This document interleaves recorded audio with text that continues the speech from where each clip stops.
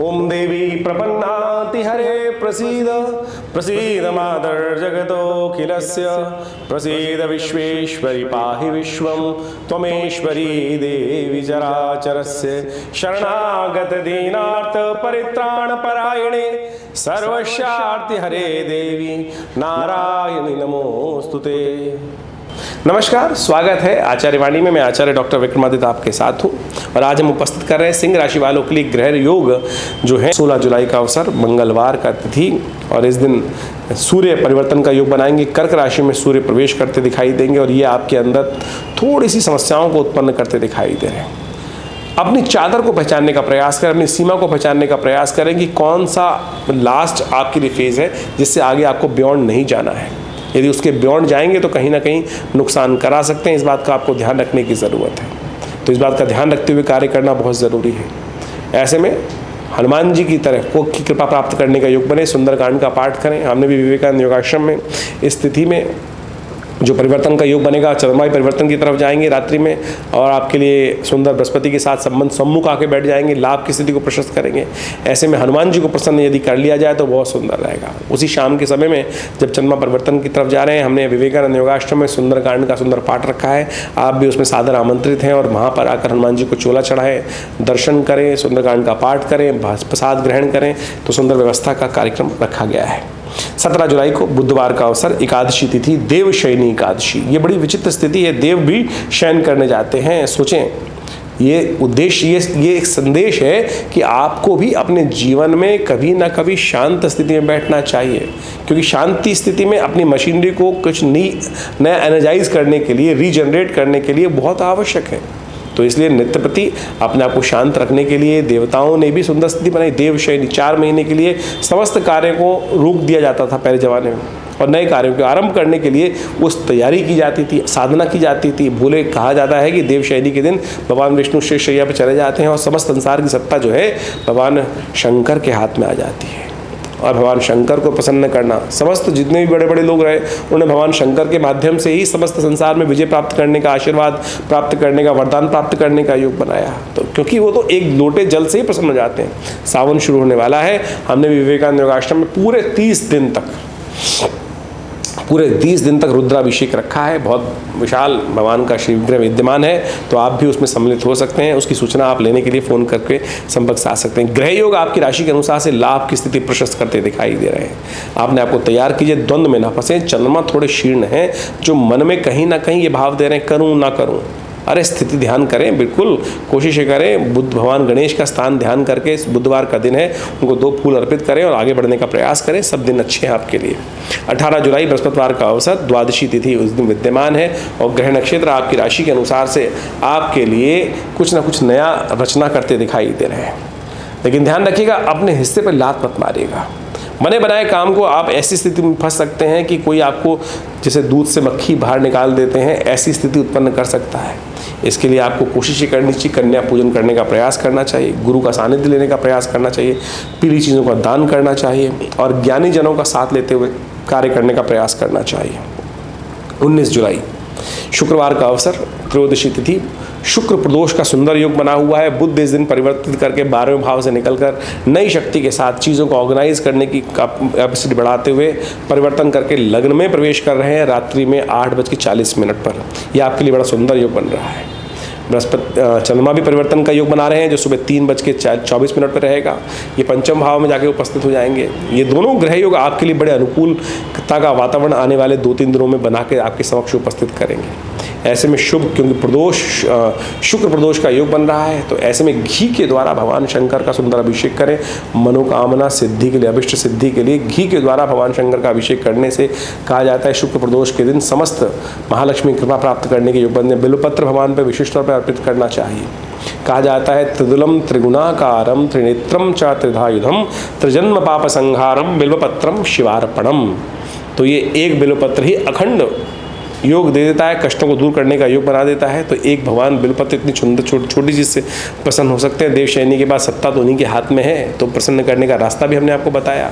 इस संसार में तो भगवान के बाद लक्ष्मी का नंबर ही आता है और कहा जाता है कि हाँ, शुक्रवार के दिन सुंदर योग बन गया है प्रदोष, शुक्र प्रदोष का। तो ऐसे में महालक्ष्मी को प्रसन्न करने का एक छोटा सा सूत्र हमने आपको बताया, देव योग से इससे लाभ प्राप्ति के योग बन सकते हैं।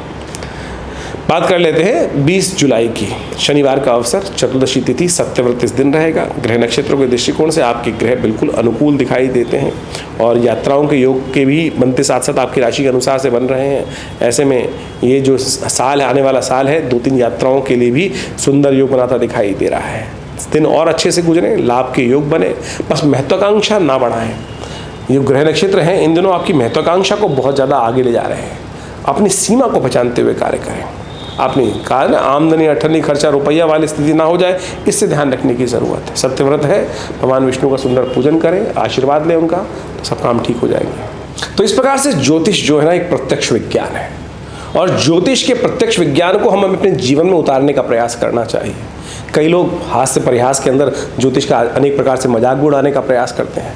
देखिए, आप किसी भी विज्ञान के किसी भी चीज़ का कभी भी मजाक उड़ा सकते हैं। हर चीज़ का मजाक उड़ाकर ज़िंदगी भी मजाक बन जाती है उस प्रकार से। ज्योतिष हमारे शास्त्रों का एक ऐसा अद्भुत चमत्कारी विषय है जिसको बहुत शोध के उपरांत शास्त्रों में वर्णित किया गया है। भविष्य को दिखाता है, बताता है, समझाता है कि क्या कुछ ग्रहों का योग चल रहा है। तो इसको हमें देश काल परिस्थिति के अनुसार से समझते हुए उसका लाभ लेने का प्रयास करना चाहिए। ज्योतिष की काल गणनाएं जो है वो वास्तविक तौर पर जो हम आपको बता रहे हैं वो तो गोचर के दृष्टिकोण से आपके समक्ष रखने का प्रयास कर रहे हैं। ये आपके 12 राशियों में पूरे संसार को विभाजित करने का एक सुंदर तरीका है, लेकिन एक समझिए संसार तो इतना बड़ा है, उनके जीवन में भी परिवर्तन बहुत क्षणिक परिवर्तन हो जाता है, हल छोटे छोटे परिवर्तन से। लेकिन हमने विभाजित 12 कैटेगरी में किया और उन कैटेगरीज को सब डिवाइड करने के लिए आपकी अपनी जन्मपत्री है। और जब ज्योतिष विज्ञान के किसी ज्ञानी के पास जाया जाता है तो वो गोचर को आपकी प्रत्यक्ष जन्मपत्री पर डालकर उसका प्रत्यक्ष अनुभव को देखने का प्रयास करता है। तो उसी प्रकार से आप सबको भी इस ज्योतिष विज्ञान के शास्त्र को समझने का प्रयास करना चाहिए। नहीं तो पता है क्या होता है, कई बार हमारे पास बहुत सारे लोग आते हैं और देखते हैं कि महाराज पहले आ जाते तो ये दृष्टि पता चल जाती, कुछ ग्रहों का योग है और बहुत सारे नुकसान से बच सकते थे। यही प्रभाव है, वास्तविक तौर पर समझ लें। अभी कुछ दिन पहले हमारे पास एक व्यक्ति जन्मपत्री दिखाने के लिए आए, उनके घर में कोई घटना घटी और उन्होंने पहले नहीं दिखाई थी। जब उनकी वो घटना घटने के बाद जन्मपत्री दिखाने आए तो उनकी तमाम घर के लोगों में, उनके बच्चों की, उनकी पत्नी की कुंडली में ऐसा योग था कि वो सब के सब पिता के लिए भारी थे। और उन तीनों मतलब दोनों लड़के और स्त्री की कुंडली में इस प्रकार का योग था कि वो पति के लिए भारी है और कुछ दिन पहले पति का जीवन समाप्त हो गया। यदि ये पहले पता चल जाए कि इनके ग्रह भारी हैं तो उसका निवारण करने का रास्ता बनाया जा सकता है। तो इस बात को हमें समझना चाहिए। तो आप भी ज्योतिष को प्रत्यक्ष रूप से समझने का प्रयास करें। और हमने विवेकानंद योगाश्रम के माध्यम से भारतीय ज्योतिष को बहुत गहन अध्ययन करके, चिंतन करके, अपने पिता आचार्य श्री केशव देव जी महाराज के सानिध्य में रहकर बाल्यकाल से ही ज्योतिष का बहुत विचार सीखा, समझा। और आज भी मैं कहता हूँ, मैं ज्योतिष का कोई बहुत बड़ा प्रकांड आचार्य नहीं, एक बालक ही हूँ, एक छात्र ही हूँ जो उसको समझने का प्रयास करता हूँ। नित्य प्रति कुछ नई बातें अवश्य ज्ञान में आती हैं और समझ में आती हैं। प्रेडिक्शंस को समझने का प्रयास किया जाता है और हर रोज़ कुछ ना कुछ इंप्रूवमेंट प्रेडिक्शंस में अवश्य जीवन में कालांतर में हर एक क्या आता है। तो आप भी ज्योतिष को प्रत्यक्ष अपने ग्रहों को सिद्धांतिक तौर पर समझने का प्रयास करना चाहिए। भारतीय संस्कृति में ज्योतिष विज्ञान के हजारों आचार्य हुए और उन्होंने अपने अपने ग्रंथों की रचना करी और उन ग्रंथों के माध्यम से जितने भी शोध ग्रंथ हैं, जैसे जैसे आप स्वयं उसका अध्ययन कर सकते हैं और जैसे अध्ययन करेंगे आपको आश्चर्य होगा कि कैसे उस चीज़ का वर्णन किया गया। जैमिन, पाराशर, ये ऐसे ऐसे ज्योतिष के ग्रंथ हैं कि उन्होंने एक एक सूत्र में ज्योतिष की ऐसी गणनाएं लिखी हैं और जो जब कुंडली पर देखते हैं तो ऐसा प्रत्यक्ष निकलता है कि कैसे उस व्यक्ति ने उस जन्मपत्री के बारे में, उस जन्म जातक के संबंध में शोध करके लाखों साल, हजारों साल पहले वर्णित कर दिया था। तो आप भी उसका लाभ लें और ज्योतिष को हास परिहास में न उड़ाएं। और हमने विवेकानंद योगाश्रम के माध्यम से इन सब चीज़ों को अच्छे से आपके समक्ष प्रकाशित भी करने का प्रयास किया। आश्रम की तरफ से जो पुस्तकें प्रकाशित हैं, जो ज्योतिष के विभिन्न उपचार के माध्यम से, मंत्र विज्ञान के माध्यम से, योग विज्ञान के, यज्ञ विज्ञान के लिए जो समय समय पर आश्रम पर शोध चलता रहता है। हमारे आश्रम पे नित्य निवारण, देखिए ज्योतिष के 2 भाग हैं, एक कारण एक निवारण। कारण तो ग्रह काल गणना को समझकर उसको बताया जाता है कि भाई ग्रह इस अवस्था में ऐसे है, इसके साथ योगा योग बन रहा है, इसके साथ वियोग का योग बन रहा है, ये मार्गी है, ये अस्त है, ये वक्री है। लेकिन इसके साथ साथ जो ये तो कारण हो गया, निवारण क्या है? निवारण तो परमात्मा का नाम ही है, यज्ञ ही है, पूजा ही है, औषधि ही तो है। वो निवारण भी बहुत शोध करता है। जैसे किसी का स्वास्थ्य के मामले में समस्या हुई तो उसका अनुष्ठान जो पूजा पाठ महामृत्युंजय मंत्र के द्वारा होना है, बिल्कुल शुद्ध रूप से यदि किया जाए तो वो बिल्कुल रक्षा करता है।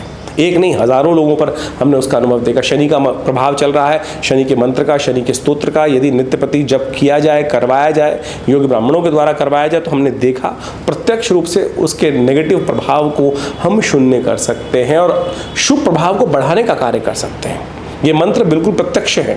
यज्ञ इसलिए हमारे आश्रम पे हमने व्यवस्था बनाई कि 8 घंटे नित्य प्रति पिताजी के ज़माने से चलता है और आज भी उस व्यवस्था को हम सुंदर रूप से चलाने का प्रयास कर रहे हैं। जमुना पार्क खुरेजी विवेकानंद योगाश्रम लक्ष्मी नगर में ये स्थित जो है, यहाँ पर नित्य प्रति आज भी 8 घंटे यज्ञ होता है। हर रविवार को आप उस यज्ञ में स्वयं भाग लेने के लिए उपस्थित हो सकते हैं। माँ भगवती के सानिध्य में अभी आने वाले समय में जो उत्सव आते हैं समय समय पर, जैसे इन दिनों विशेष तौर पर गुप्त नवरात्रि चल रही है तो नित्य प्रति उन दुर्गा सप्तशती का पाठ चल ही रहा है, यज्ञ चल रहा है, उसमें बहुत सारे लोग सम्मिलित हो रहे हैं, अपने नाम से भी यज्ञ करवाने के लिए भाग ले रहे हैं। अभी 23 तारीख से विशेष तौर पर सावन आरंभ हो जाएगा और सावन का एक विशेष कार्यक्रम आश्रम पे रहता है कि पूरे 30 दिन तक रुद्राभिषेक भगवान से अपनी मनोकामना उन जलाभिषेक कर कर उनके सामने रखी जाती है। और भगवान शंकर का बड़ा विशाल श्री विग्रह, जैसे सौराष्ट्र में स्वयं भगवान शंकर का बड़ा शिव विराजमान है, उसी प्रकार से आचार्य श्री केशव देव जी के सानिध्य में प्रतिष्ठित कर कर उनको यहाँ प्रतिष्ठा बनाई गई और बिल्कुल सुंदर तरीके से नित्य प्रति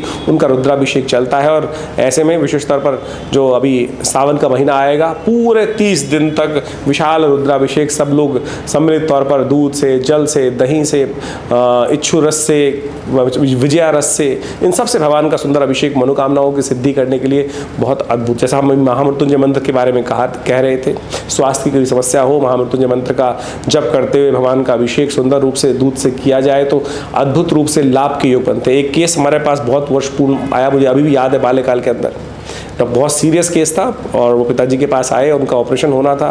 पिताजी ने कहा भाई इतनी जल्दी तुम ऑपरेशन के लिए जा रहे हो तो ऐसा नहीं कर सकते, तुम कम से कम एक संकल्प कर लो। माँ भगवती के सामने उनका संकल्प कराया और कहा चिंता मत करो, तुम जाओ। और जो बिल्कुल असंभव भाव लग रहा था वो महामृत्युंजय का यज्ञ अनुष्ठान शुरू करवा के चले गए।